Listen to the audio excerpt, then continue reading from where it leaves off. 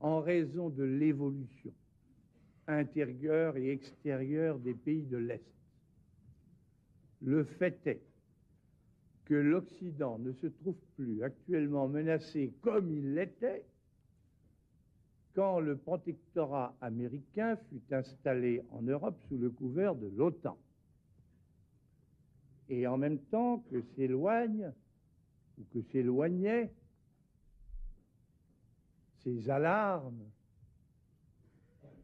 se réduisait la garantie de sécurité, autant vous dire absolue, que donnait à l'ancien continent la possession par l'Amérique, et par l'Amérique seule, de l'arme atomique, de l'armement atomique, et la conviction où l'on était qu'en cas d'agression, elle emploierait cet armement sans restriction. Car depuis lors, la Russie soviétique s'est dotée d'un armement nucléaire capable de frapper directement les États-Unis, ce qui a naturellement rendu pour le moins indéterminées les décisions des Américains quant à l'emploi éventuel de leurs bombes.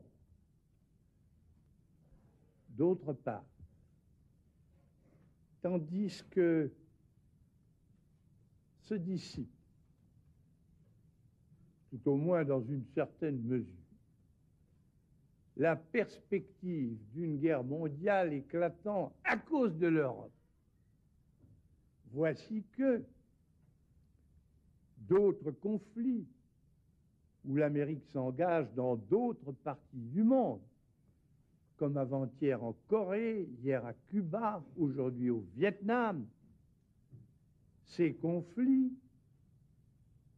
peuvent, en vertu de la fameuse escalade, prendre une extension telle qu'on aboutisse à une conflagration générale.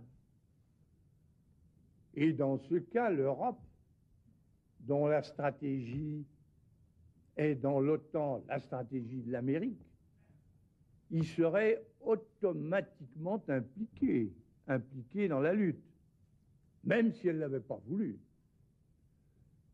Et ce serait le cas de la France.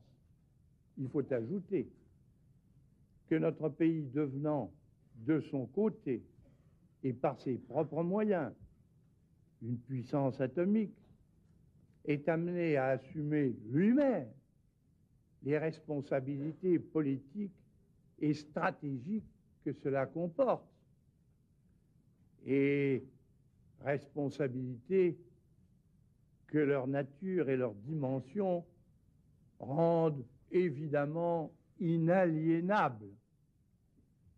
Et enfin, la volonté de la France de disposer d'elle-même, ce qui est indispensable pour qu'elle croie à son propre rôle et pour qu'elle puisse être utile aux autres.